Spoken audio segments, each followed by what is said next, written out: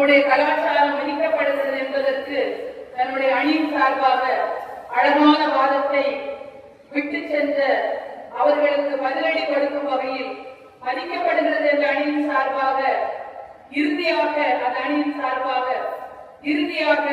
உங்கள் அனைவரின் மனம் கவர்ந்த உங்கள் பள்ளியின் மாணவர் தலைமை ஹெட்கள் ஆனந்த் பிரசந்தா அவர்கள்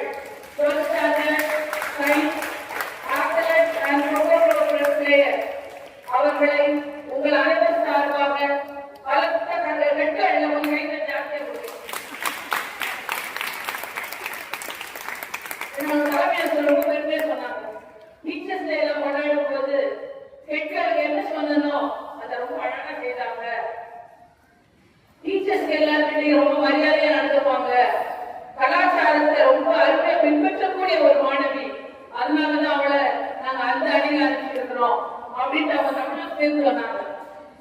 உண்மையா அது பொருத்தமா இருக்கும்னு நான் நினைக்கிறேன்.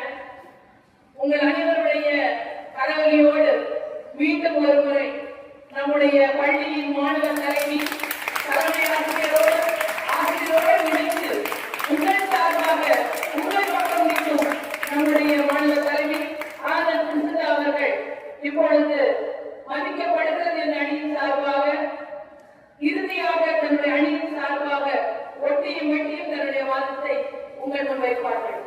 ரொம்ப எதிர்பார்க்கிறோம். நன்றி நடுவரே. அவையோர் அனைவருக்கும் என் காலை வணக்கங்கள். அமைதியும் இனிய மொழி, ஆண்டாண்டுகளாய் வாழும் மொழி எனது அருமை தமிழ் மொழி. அப்படிப்பட்ட என் மொழியை நாங்க மதிக்கல, கலாச்சாரத்தை மிதிக்கிறோம் அப்படின்னு நம்ம எதிரணி தோழிகள் சொன்னதை கேட்டு என் மனசு அப்படியே சுக்கு நூறா உள்ள உடஞ்சு சுக்கு நூறா சல்லி செய்ய ஒரு மொழி பாசம் பற்று. நம்ம எதிரணி வந்து பிரசாத் இருக்கிறாங்கல்ல, அவங்க சொன்னாங்க இன்றைய காலத்தில் தமிழர்கள் தமிழ் விழாக்களை கலாச்சார முறைப்படி கொண்டாடுவதில்லை அப்படின்னு. ஏதோ சும்மா காசாபரமா அப்படின்னு அடிச்சுட்டு போயிட்டாங்க. தமிழர்கள் தமிழ்நாட்டில் மட்டுமின்றி உலக நாடுகள் மலேசியா, சிங்கப்பூர், தாய்லாந்து போன்ற பல நாடுகளில் வாழ்ந்து வருகிறார்கள். அப்போ தமிழை வந்து நான் தமிழ்நாட்டை விட்டு வெளியே போயிட்டேன், இப்ப நான் வெளியே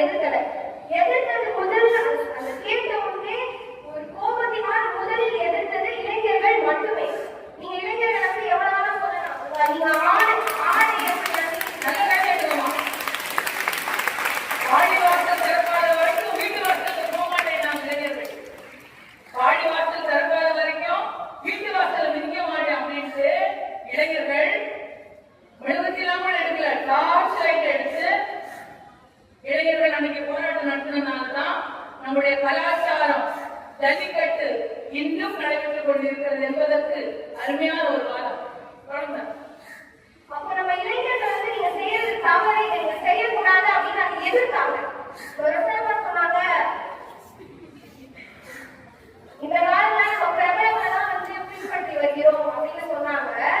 நல்லது யார் சொன்னா என்னங்க, ஜல்லிக்கட்டு அப்ப கூட பல பிரபலங்கள் அதை எதிர்த்து கூட இருக்காங்க. நல்லது யார் சொன்னா நம்ம வந்து அதை கேட்க வேண்டியதுதான். அப்ப ஜல்லிக்கட்டை எதிர்த்த போது நம்ம இளைஞர்கள் தான் அதுக்காக போராடினாங்க. நீங்க இளைஞர்கள் வந்து எவ்வளவு வேணா சொல்லலாம், நீங்க ஆடை அப்படி அணிவீங்க, நீங்க இந்த மாதிரி பண்ணீங்க, அதெல்லாம் இல்ல. கடைசியில தமிழ் மொழி இங்க கேள்விக்குறியா இருக்கு, இல்ல தமிழ் கலாச்சாரம் இங்க கேள்விக்குறியா இருக்கு அப்படின்னா அதை கேட்ட உடனே கொந்தளிச்சு அதை முதலில் எதிர்ப்பது யாரு? இளைஞர்கள் தான். உங்களை யாராவது வந்து ஏன்டா தமிழ்ல பேச மாட்டேன், ஏன்டா இந்தியில பேச மாட்டேன் கேட்டா கோவம் வருதா?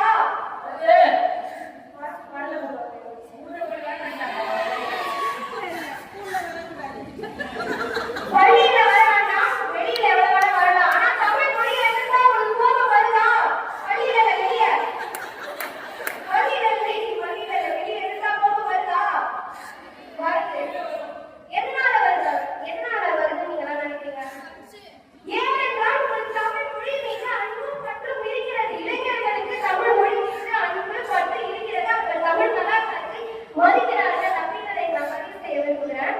பிரபல பாடல் ஒன்று இருக்கு, ஆழம் போறான் தமிழன் உலகம் எல்லாமே அப்படின்னு. இந்த பாட்டு எல்லாருக்கும் தெரிஞ்சிருக்கும், நீங்க எல்லாரும் பாடுறீங்க. நீங்க எல்லாரும் ஆண்டு முடிச்ச தமிழை பத்தி தான் இன்று வரைக்கும் பேசுகிறீர்கள். ஆழம் போற தமிழன் நீங்களும் நானும் தான், இளைஞர்கள் தான். அவங்க பத்தி பேசுங்க, அவங்க ஆதரிங்க அப்படின்னு நம்ம எதிரணி தோழிகளை வந்து வேண்டிக் கொண்டு, தமிழ் கலாச்சாரமானது தமிழ் மொழியானது அன்றும் பதிக்கப்பட்டது, இன்றும் பதிக்கப்படுகிறது, என்றும் பதிக்கப்படும். அதை நாம் மதிப்போம் என்று கூறி வாழ்வடைந்த அனைவருக்கும் ஒரு நன்றி தெரிவித்துக் கொண்டு, நடுவர்களே நடுவர்களுக்கு வழங்குமாறு தெரிவித்துக் கொண்டு நடுவர் மாதிரி கைவிட்டாங்க. இதுவரை யாரும் கைவிடல, நடுவர் மாதிரி கைவிட்டாங்க. என்னுடைய உரையை முடித்துக் கொள்கிறேன். நன்றி, வணக்கம். அருமை அருமை. மொழிக்கு மேல இளைஞர்களுக்கு ஒரு நீராக காதல் இருக்குது, நம்ம சுருக்கமா இருக்குது. இருக்கிறதுனாலதான் இன்னைக்கு ஒரு அரை நாளை ஒதுக்கி 14 பேரை பேச வச்சு ஒரு அருமையான பட்டிமன்றத்தை நடத்துறோம். அப்படின்னா இந்த இளைஞர்களுக்கு எல்லாம் தமிழ் மீது ஒரு தீராத காதல் இருக்குது அப்படின்றத ரொம்ப அழகா, மொழி மீது உள்ள காதலை ரொம்ப அழகா தெளிவா நமக்கு எடுத்து கூறிய நம்முடைய மதிக்கப்படுகிறது அணி இதோடு நிறைவு பெற்றது. அவர்கள் அனைவருக்கும் நம்முடைய அனைவர் சார்பாக மீண்டும் ஒரு கைத்தட்டலை கொடுத்து அணியினருக்கு நம்முடைய வாழ்த்துக்களையும் பாராட்டுகளையும் தெரிவித்துக் கொள்கிறோம். மொழியை மட்டும் மதிச்சா போதுமா? ஆடை வேண்டாமா? எந்த வகையில இதெல்லாம் பேசுறீங்க நீங்க? இதோ வரோம் பாரு அப்படின்ட்டு நம்முடைய கேரன், அவர் கேரள ஏறி வர மாதிரி கேரன் பிரபு அவர்கள் ஒரு நகைச்சுவையாளர் இதோ உங்கள் நடுவில். அன்னை மொழியான தமிழ் மொழியை வணங்கி அவரையோர் அனைவரும் வணங்கி கேண்டீன்ல கொடுத்த நம்ம கலாச்சார உணவான இட்லியை சாப்பிட்டு கேண்டீன்ல இட்லி காலி என்று தெரிந்தவுடன் மன சோகத்தில் இருக்கும் என் மாணவர் செல்வர்கள் அனைவருக்கும் என் வணக்கம். அருமை. கேண்டீன்லயே போயிட்டாங்க பத்தியா? கேண்டீன்ல எத்தனை நாள் பம்பு பண்ணிட்டு இருப்பீங்க, அதெல்லாம் ரொம்ப பார்த்துட்டு இருந்துக்கிறாங்க. எப்படா இந்த பட்டிமன்றம் முடியும், அடுத்து போர்ஷன்ஸ பாக்கலான்னு இருக்கும்.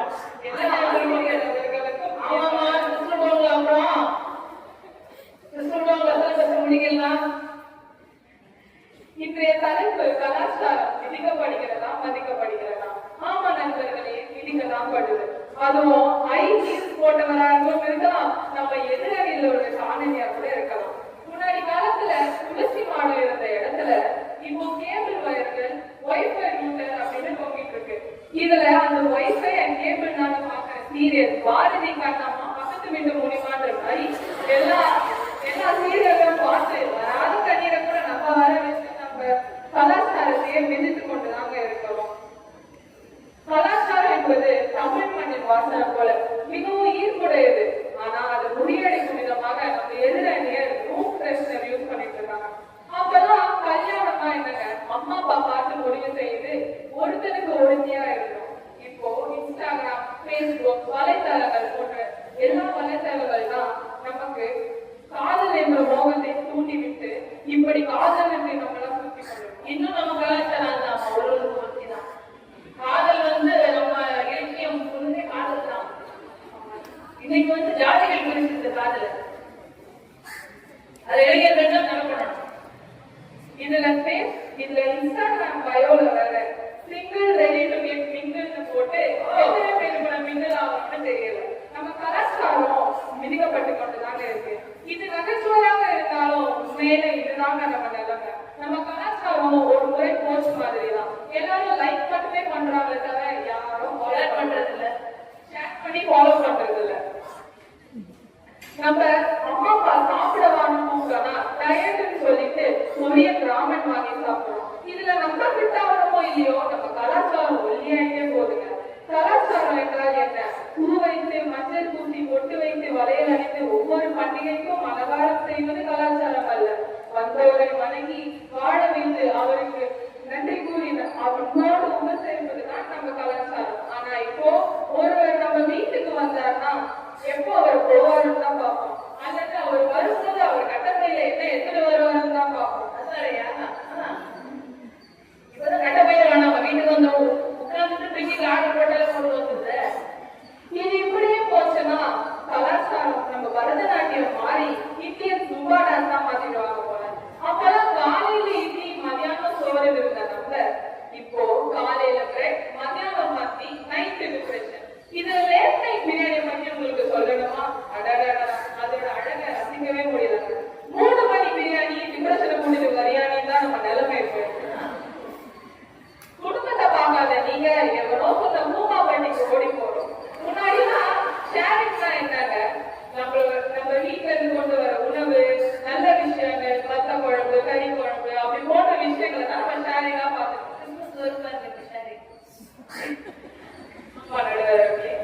அது வந்து ஷேரிங்கா தான் நம்ம பார்த்துட்டு வந்தோம். ஆனா இப்போ பக்கத்து வீட்டு கதை, எதிர் வீட்டு கதை, பக்கத்து வீட்டு ஆண்டி இப்படி பண்ணிட்டாங்க, இவங்க இப்படி செஞ்சாங்க, இப்படி போனாங்க விஷயங்களை தான் நம்ம பகிர்ந்து கொண்டே இருக்கோம். நம்ம எதிரணியில இருக்கிற ரியோனா அவர்கள் ஏதோ கொண்டாவை பத்தி பேசினாங்க. அது எப்படி கொண்டான்னு தெரியல. அமெரிக்கால இருக்க ஏதோ மீன கொண்டானாங்க. இவங்களால நம்ம நாட்டுல இருக்க கல்ச்சரையே, நம்ம நாட்டுல இருக்க கலாச்சாரத்தையே பார்க்க முடியல. இதுல ஏதோ கொட்டாவுக்கு போயிட்டாங்க. கொட்டா இது நம்ம ஷோரி அவர்கள் ஒரு பாட்டு பாடினாங்க, ஒரு அலையவா கலையவன். பாட்டு பாடினா மட்டும் போதாதுங்க, அதை போல துன்பங்கள் வந்தாலும் நம்ம கலாச்சாரம் கலையாம பார்க்கணும். Very good. நம்ம எதிரில இருக்க ஆனட் அவர்கள் சொன்னாங்க, காதல் என்பது ஒரு உணர்ச்சி, உணர்வு அப்படின்னு. எப்படி நம்ம கிளாஸ் ரூம்ல டீச்சர் திட்டும் போது வராத உணர்வு, காதல்ல ஒரு பையன் வந்து சொல்லும் போது மட்டும் உணர்வு வருமா?